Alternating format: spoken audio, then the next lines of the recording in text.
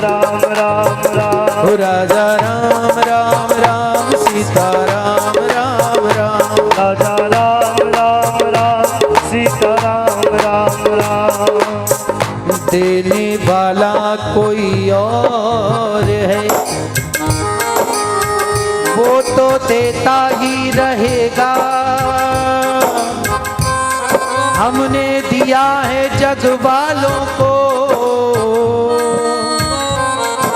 ये हमेशा भरम रहेगा। शरण राम की आ जाओ अभिमान का जीवन छोड़ो। हो राजा राम राम राम राम राम सीता राम राम राम राजा राम राम राम सीता राम राम राम।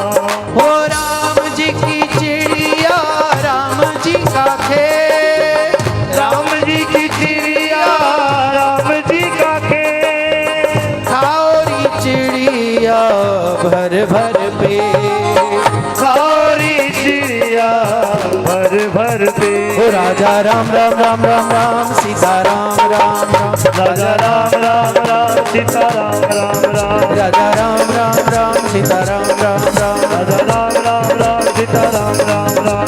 राम जी की चिड़िया राम जी का खेत राम जी की चिड़िया राम जी का खेत ओ खाओरी चिड़िया भर भर पे ओ खारी चिड़िया भर भर पे। राजा राम राम राम सीता राम राम राम राजा राम राम राम सीता राम राम राम। सीता राम राम राम सीता राम राम राम ओ राजा राम राम राम राजा राम राम राम सीता राम राम राम सीता राम राम राम। राजा राम राम राम।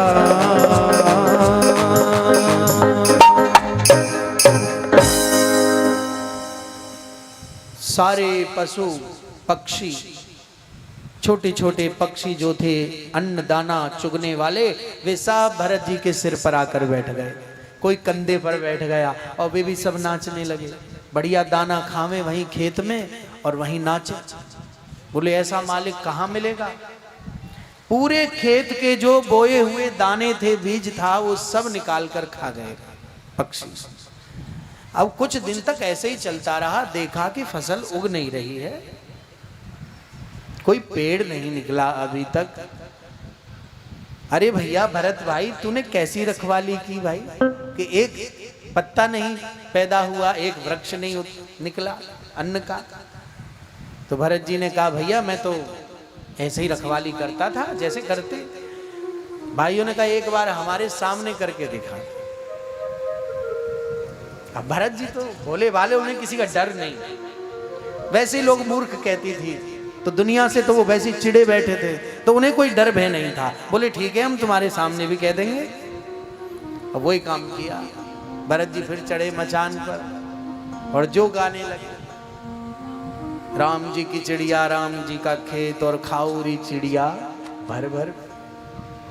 जहां ये बात उनके भाइयों ने सुनी तो कान पकड़ के कहा रे ऐसे रखवाली होती है, तूने तो बर्बाद कर दिया हमको। भाभियों ने कहा कि ऐसे व्यक्ति को घर में नहीं रखना चाहिए, निकालो इसको तत्काल। और जड़ भरत जी को घर से बाहर कर दिया। भरत जी को कोई चिंता नहीं थी, किसी प्रकार का दुख नहीं था। भरत जी ने कहा अच्छा ही हुआ, मैं तो चाहता ही था किसी बहाने से मुझे निकाला जाए। तो भरत जी अब स्वच्छंद होकर जंगल में रहते हैं, किसी प्रकार की कोई जिम्मेदारी नहीं, किसी की ना बात सुननी ना कहनी, आराम से भजन करते हैं भगवान का और पड़े रहते हैं। उन्हें देखकर कोई कोई कुछ दूध दही छाछ मट्ठा इत्यादि ले आते हैं, बढ़िया खाए पी के एकदम मंगौरा से रहे महाराज। जड़ भरत जी के तो और आनंद आ रहे। घर में तो सूखी सर्री रोटी दे गई भाभी, लाल मिर्च की चटनी के संग। हाँ जे मोटे मोटे अंगा भरत जी खाए खाए के एकदम बावरे है गए। लेकिन जंगल में तो महाराज आनंद आ रहे भरत जी के। और भरत जी का सुख शायद भगवान से देखा नहीं गया कि एक दिन भरत जी को कुछ डकैत उठा कर ले गए और उन डकैतों ने कहा कि चलो हमारे महाराज ने, सरदार ने बुलाया, वो चले गए। बच्चों को थोड़ा नीचे बिछा दो, नीचे बिछा।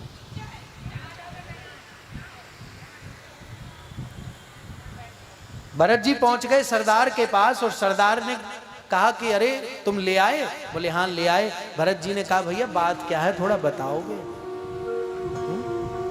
यहाँ क्या चल रहा है? बोले ये देवी का मंदिर है, भद्रकाली का मंदिर। अच्छा तो कोई भंडारा? बोले हाँ यही बात है, बैठो। भरत जी तो बढ़िया बैठ गए। बोले अच्छी बात है, खावे पीवे के शौकीन। भरत जी को लगा बढ़िया भोजन आएगा और आया भी महाराज। बहुत चौड़ी थाली आई 56 भोग की और जो उसमें व्यंजन थे उन्हें पाके तो महाराज आनंदित हो गए।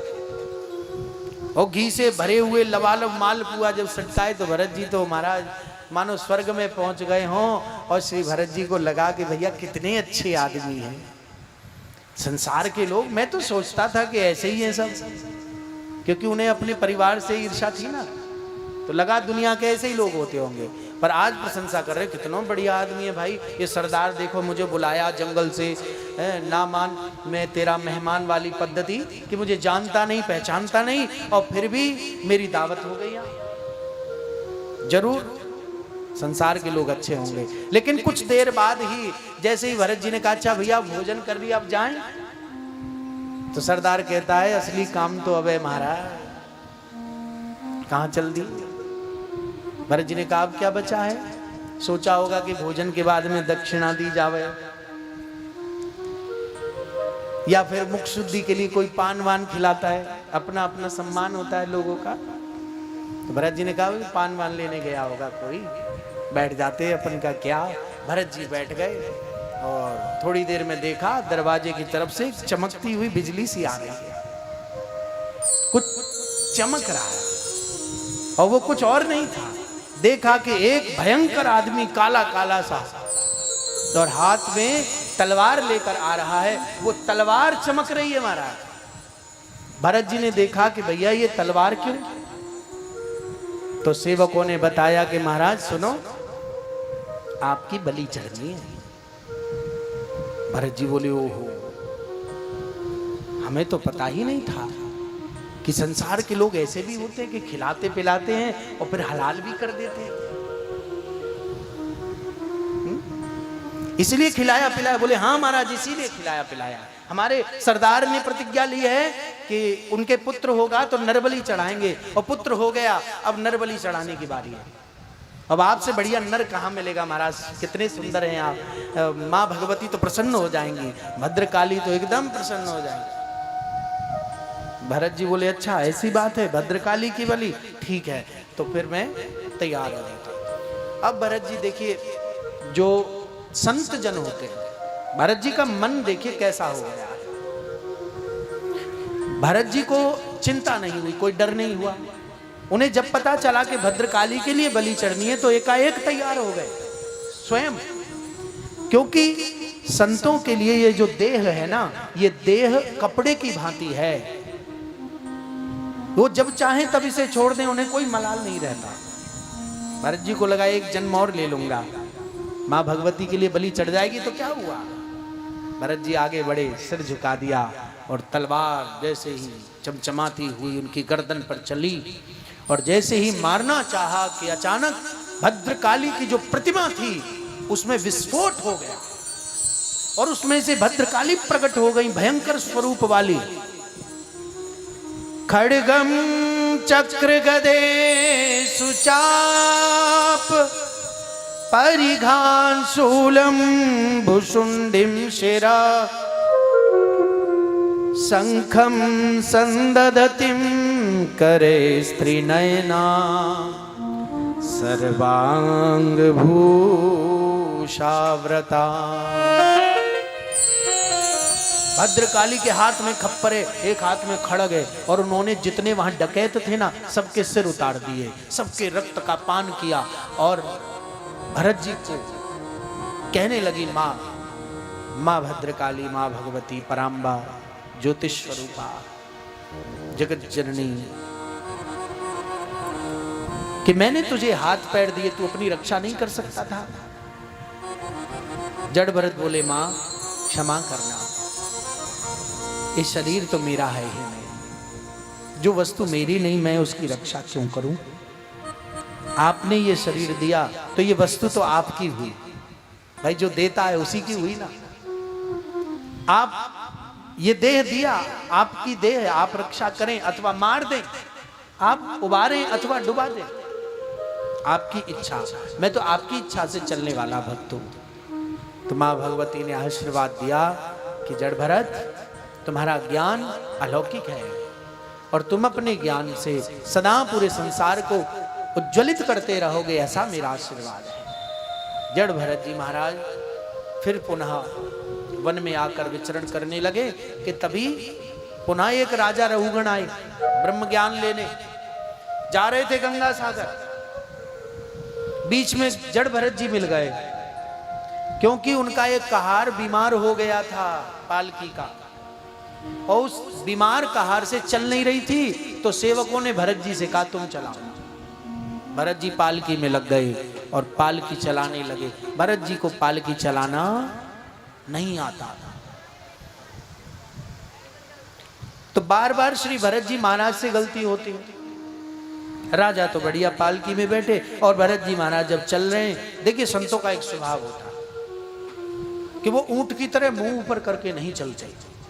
संत हमेशा नीचे देखकर चलते हैं, संत वृत्ति के जो लोग होते हैं, क्योंकि उन्हें भय रहता है कि कहीं उनके पैरों तले कोई जीव जंतु आ ना जाए, उन्हें ये डर रहता है।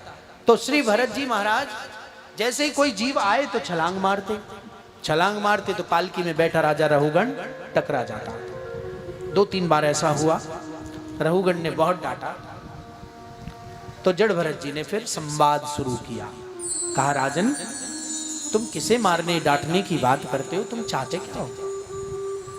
तुम मुझे नहीं मार सकते, क्योंकि मैं तो नित्य शाश्वत आत्मा हूं। तुम शरीर को दंड दे सकते हो पर आत्मा को नहीं दे सकते हो। आत्मा अलग है, देह अलग है। देह में रहने के कारण आत्मा वैसे ही भ्रमित हो जाती है जैसे कोई बहुत सालों से कोई किराएदार किसी घर में रह रहा हो और उसे यह भ्रम हो जाए कि यह घर मेरा है। ऐसे ही आत्मा भी इस शरीर रूपी किराए के घर में कुछ समय के लिए आती है, पर इसे ये भ्रम हो जाता है कि ये शरीर मेरा है। इसलिए जो शरीर को कष्ट होता है वो आत्मा को भी होने लगता है। ये भ्रम में होता है, ऐसा सच में ऐसा नहीं है। राजा रोगण बोले महाराज आप तो मुझे ब्रह्म ज्ञानी लगते हैं, आप ही मुझे शिक्षा दीजिए। क्षमा मांगी अपनी उद्दंडता की और ब्रह्म ज्ञान लिया, भवाटवी का वर्णन किया। राजन ये संसार क्या है?